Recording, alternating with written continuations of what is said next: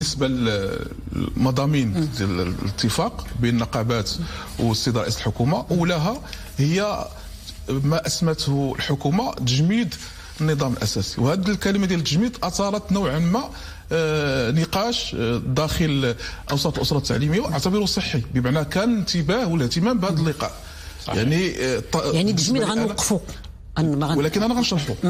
التجميد هي دلاله لغويه على ايقاف الاثر القانوني لهذا النظام الاساسي. نعم. اللي اثار المخاوف قلت مشروعه، ها العقوبات، ها المهام، ها مجموعه الامور غير وارده، ما كاين لا تعويضات لا غيرها، وبالتالي التجميد هي واحد الدلاله نعتبرها لغويه بلغه سياسيه واضحه تفيد تعطيل الاثر القانوني ديال هذا النظام الاساسي، وهو مطلب لكل المحتجين، نقابات واسر تعليميه وغيرها كيطالبوا بايقاف او السحب.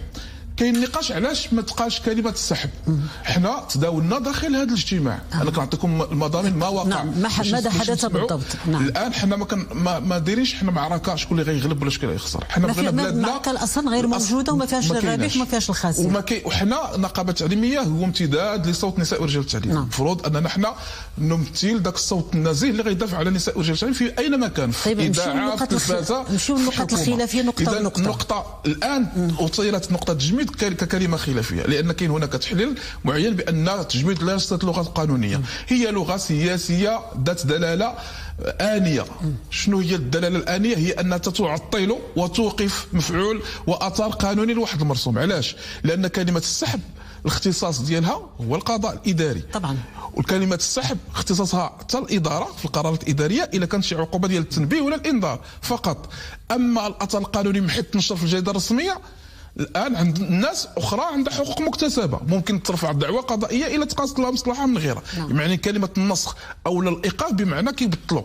حنا اش كنقولوا المراجعه الشامله عبر التعديل الاليه القانونيه. شكون اللي جاب كلمه تجميد؟ التجميد بطبيعه الحال هو طرح ديال الحكومه. نعم. علاش؟ نعم. في اطار التداول بين هذه المعطيات. لان المطلب هو الايقاف.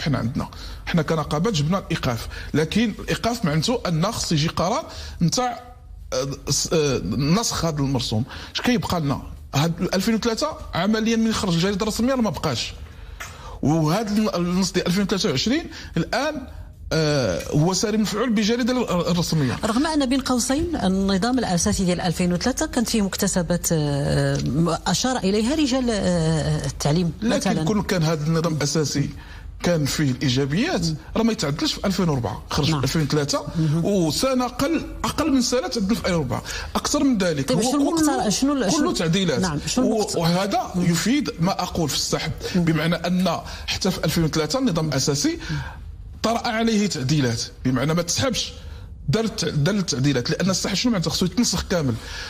اذا حنا المقترحات ديالنا بمعنى ان التجميد في نقطه الخلاف الاولى شنو هي المقترحات ديالنا؟ انا كنشرح الخلاف الاول حول المصطلح، لان كاين تحليلات قانونيه وغيرها. انا كنقول بان بعد النقاش حنا ماشي دوزنا مرور الكرام، حنا عندنا مطلب هو ايقاف ولا السحب، ولكن من حيث درنا النقاش القانوني ايضا، لان الاصل حتى في توازي الشكليات في القانون كمبدا. نعم. في القانون الاداري النص خرج باش بمجلس حكومي ومصادقه ونشر، خص النص اللي غيلغيه ولا غينسخو يدوز من نفس المرحله باش يكون عنده الاثر القانوني. اذا حنا كنفسروا شنو النقاش اللي تم. كان نقاش قانوني داخل القاعه، وجبنا بان الاليه الخيار الامثل في هذه اللحظه هو التجميد من اجل التعديل ديالو باش نخرجوا في اقرب وقت نص قانوني اللي كيلغي كل ما تم الاحتجاج عليه من بنود وتعويضها من ماده 1 حتى 98 كله غيتعدل، لان اصلا حنا درنا مذكره تعديليه فيها كل المواد ولم يؤخذ بها. بالتالي كنرجعوا ل 20 شو تنبير كنعاودوا نصحوا ما افسده اللقاء ديال 20. هذا هو الاصل.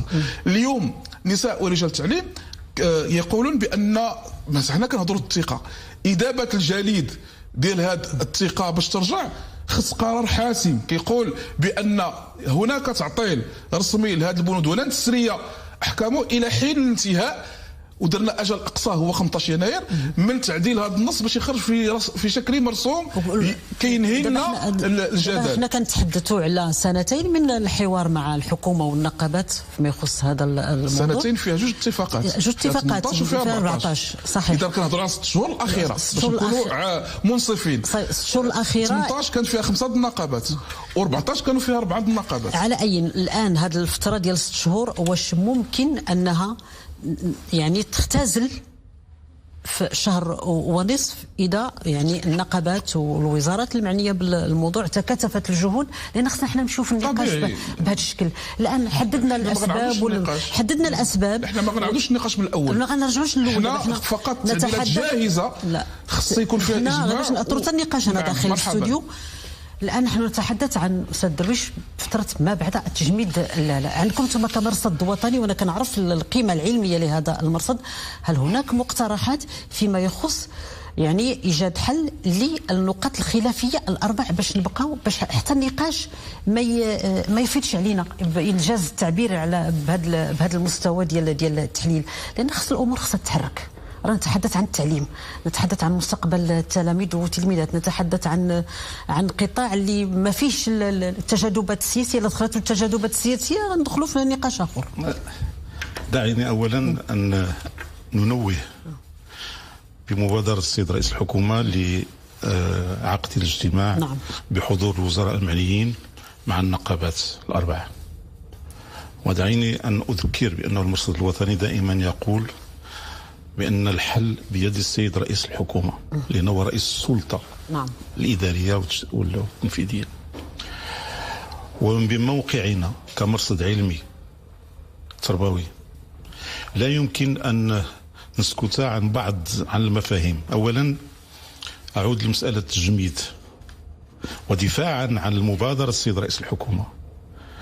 التجميد موكول للقضاء وليس غيره. واحد. جوج، السحب أو الإلغاء في القانون الإداري التشريع المغربي هما الآليتان. غير بلاتي عافاك غنعطي أمثلة باش ما نكونش أجادل نظريا. دابا الآن السي علاكوش يقول بلي السيد رئيس الحكومة قال التجميد. طيب اليوم مباراة ديال توظيف 20,000 أستاذ، هل ستجمد؟ لأن في مقتضى مرفوض ديال السن، تحديد السن 30 سنة. هل سيجمد المرسوم؟ ثم ما هو المقتضى الدستوري للسيد رئيس الحكومة بأن يجمد مرسوم صادقت عليه الحكومة وصدر الجريدة الرسمية؟ لا أعتقد أنه موجود. التجميد مصطلح قانوني كاين في القانون الجنائي، في القانون المعاملات تيجمدوا شي ممتلكات ولا أرصدة ولا كذا. أما الإدارة حيت من بعد راه كل واحد يحسبوا التاريخ. ما يمكنش نسكت انا كمرصد نقول لك اودي لا راه كاين تجميد وحنا متفقين. انا اعتقد ان السيد رئيس الحكومه كان يقصد تعديل المرسوم وصدر عنه كلمه تجميد. انا ارجو ان لا يرسم هذا المصطلح في المساله التربويه وفي هذا المرسوم، لانه التجميد ما كاينش.